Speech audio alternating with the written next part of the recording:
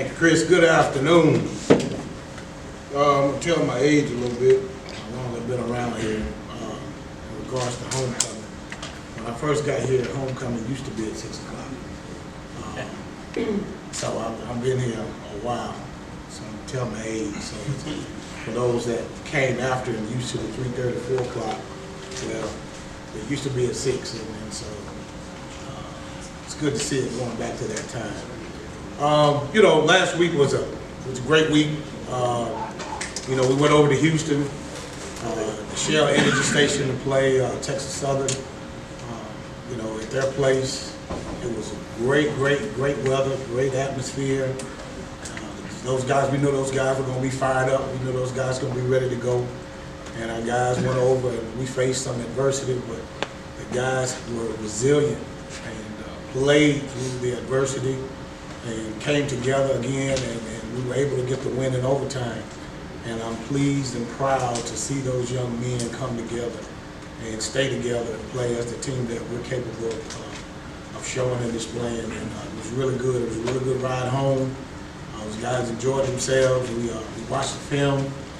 We corrected what we needed to correct, and then we put that on the shelf, and we're getting ready to take on Alcorn State, who's right now currently sitting at the top of the Western Division. And we know that they're going to be fired up. They're going to come in ready to play, and we're going to be prepared, and we're going to be ready as well. So we're looking forward to Saturday, but it started on yesterday with preparation, and we'll finish it up today and every day until kickoff. Coach, the Texas Southern game was a lot like the Prairie View game, and you probably dealt with some of the same vibes with your team. What did you notice yesterday? What kind of vibe did you get from your team as far as growth and understanding what they achieved in that game? Oh, it was a great vibe. You know, meeting was great. We had a lot of laughing, and I kind of attribute to that, but we had a lot of laughing. We had a lot of guys really, you know, showing love towards one another, because we do a couple segments in our meetings, and we highlight the good, the bad, and the ugly, like the movie. And those guys really, they take that to heart, and they look forward to it. And I tell you, you see the growth of those guys coming together, being together. And it started over the summer, started in the spring, and then it increased in the summer, and now those guys are doing it every day. They love one another, they play for one another, they lift up one another, and so to see that as a coach, that's what you want.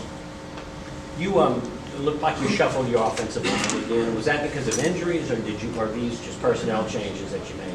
Well, if you remember last week at the press conference, I told you that there was going to be some changes. Yes. And those were the changes. You know, we wanted to do what we felt like we needed to do to give our offense a shot in the arm, so to speak, and you know, just do what we needed to do to help those guys out. And you know, hats off to the offensive line. Coach Nivens did a great job of getting those guys prepared. You know, we played a true freshman, a true sophomore, and a junior. And we played some other guys, but hats off to them to play a true freshman, and we didn't give up a sack against a very good Texas Southern defense, especially up front. They probably have one of the bigger and most formidable defensive lines in the conference, if not the country. And for those guys to play the way that they played and sustain blocks and open up gaps for the running backs and the quarterbacks, those guys did a great job. And so that was part of it. We made the necessary changes. You know, as I always say, we're going to do what we need to do for our guys to be successful. So this is 2 games with that combination. Yeah. Coach, as far as the quarterbacks, is the plan going forward just to play it by ear throughout the game, because throughout the season y'all have yet to finish a game with one quarterback?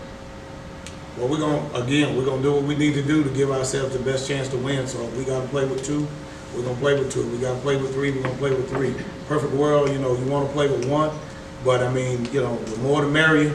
If it helps us to get the ultimate end goal, then we're gonna do what we need to do. And hats off to those guys, because those guys work every single day to prepare to have that opportunity, and so that shows the growth and maturity in that room. Is Noah healthy? He's about as healthy as everybody doing this time of the year, football season. So, you know, it's week 7, so hey, you know. season-running food over there. So I mean, Thank you. that's it. So, as far as this game coming up, I mean, are these type of games that you live for if you play at Southern University? Well, you know, these games are no different from any other games. If you play at Southern University, everybody's going to be a big game. And that's what those guys understand. Everybody's going to give you their best shot. We don't have opponents that don't say, we can say, oh, well, you know, this is such and such, this is such and such. Everybody's going to give us their best shot. So we have to be prepared. Now, this is a game that's 2 hours. Two schools are 2 hours away. There's a history with with these two programs, a storied history. And so it's going to be an exciting game. It's going to be fun-filled. It's going to be fast. It's going to be one that people want to see. Must-see TV. Alcorn has a really strong rushing offense. Just how are you preparing your defense to attack that? Well, we understand. They do a great job of, they're big up front. Their offensive line coach is a MEAC guy. And we know that MEAC guys typically, they're a power conference. They want to run the football. The MEAC is more similar to the Big Ten when it comes to a mindset of what they want to do up front with size and how they do things schematically. But, you know, we're gonna do what we need to do without giving away anything. We're gonna make sure that those guys are prepared. Some things we're gonna do schematically with looks and stuff like that to, you know, kind of counter that size and what they're trying to do run-wise, because they do a good job of running football. Thank you. It seems like in the second half, y'all had more success after y'all went more tempo. I mean, is there a possibility of pushing the pace a little more faster throughout the entire flow of the game? Yes, possibly. You know, what happened with TSU, I think what happened is those guys got a little winded up front, you know, because we were actually hitting them and driving them off the ball. So, you know, when you get them like that, then you try to go tempo, you know, try to give yourself an advantage. And sometimes those guys are, you know, flopping on the ground and could get timeouts and all that kind of stuff to catch the reference. So all that does is motivate the offensive line. So I thought those guys did a really good job, and we practiced that last week, and it's good to see the carryover from practice to game. So, you know, whatever Coach Frederick and the offensive staff, however he calls the game and decides that's what we're going to do. Fumbles and penalties, or just turnovers in general, killer last week. How much are you stressing this week, or how are you trying to fix it heading into Alcorn? It's the same every week. It's the same every week, and we understand that you have to protect the football. We can't put the ball on the ground. We have to protect it. You know, same things we do every day in practice. In terms of the penalties, like I alluded to Saturday night and yesterday when I was recording the show, the penalty situation, it's on paper, it's 10, but you know, I'm just leaving it at that.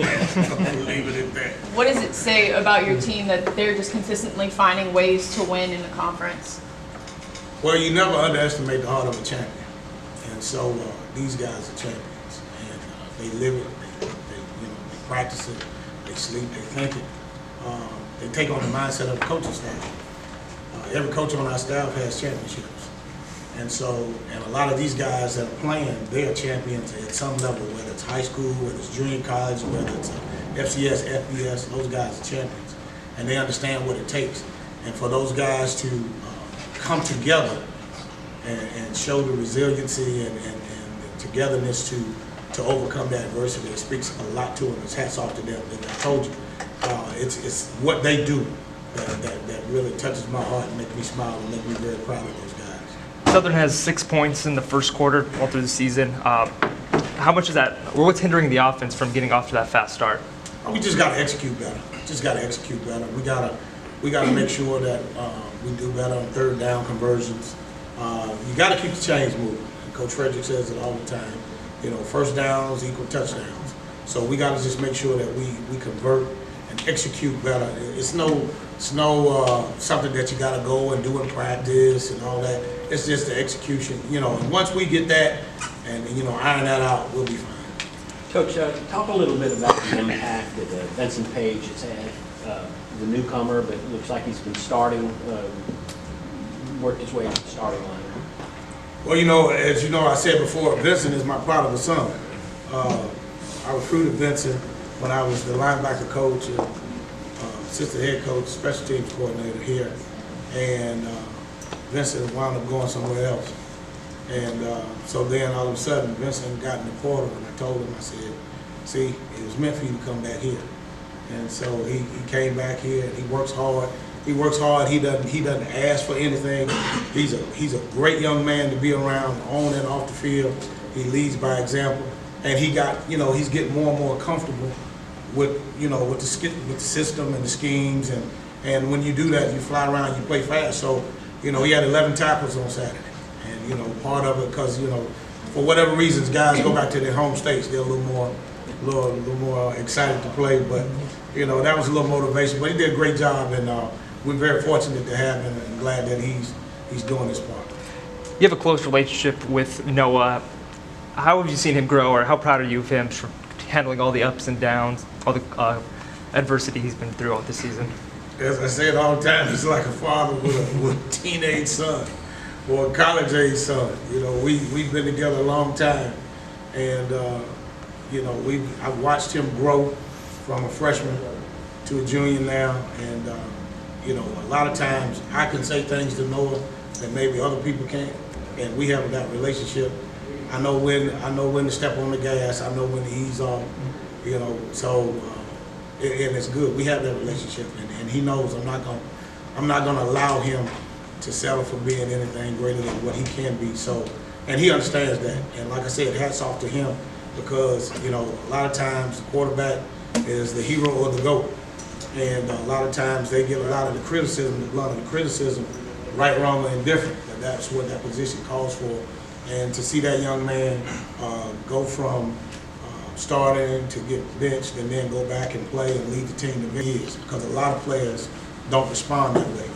Once they get pulled, they usually go in the tank. And to see him go out and respond, that's the Noah that I've always known and the Noah that I always loved.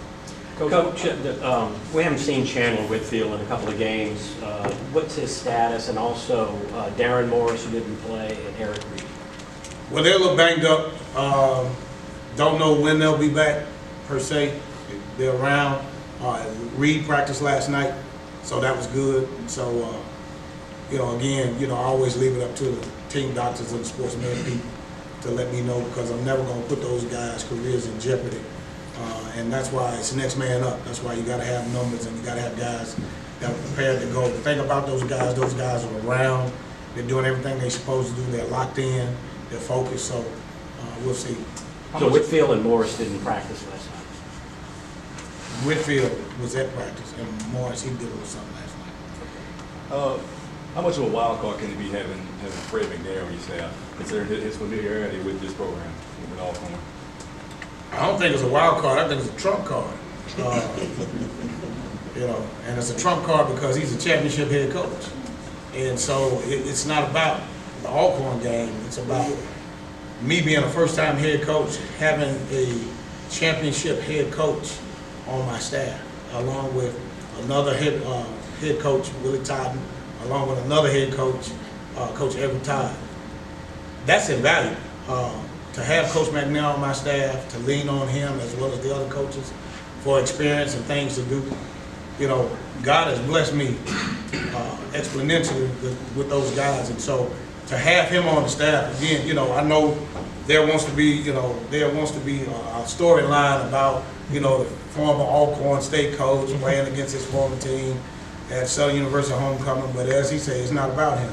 It's about Southern and Alcorn, and that's just the man that he is, and so he has some insights, and he helps us and shows us, but it's great. It's great to have him, period. So. How do you think the outcome of this game this weekend can define the rest of your season, or will it? No, it won't define it, but it will definitely help. To go 3-0 and to be the only undefeated team on our side helps us, to accomplish the goals that we want to accomplish. And so that's how we're looking at it. We're looking at it as we're going to take it one game at a time. This is the next opponent. We know it's on our side. We have to, be ready to play. We got to execute and do what we need to do to come out with the win. So if we're able to do that, that really helps us and bodes well for our team. Xavier Vaughn's the leading rusher in the league for Alcorn. They got a running back who seems like he's kind of a big play guy. What's the challenge in facing him? Well, you got to make sure you got a lot of people around the football because he can take it to the house now. He hit Grambling for a big one last week, and so we got to make sure the guys are in the right gaps, and fitting it up, and we got to wrap up and tackle because he does have the speed and he can go, and so he's a guy that we're gonna pay attention to. Thank Thanks, you. Coach. Thank you. All right.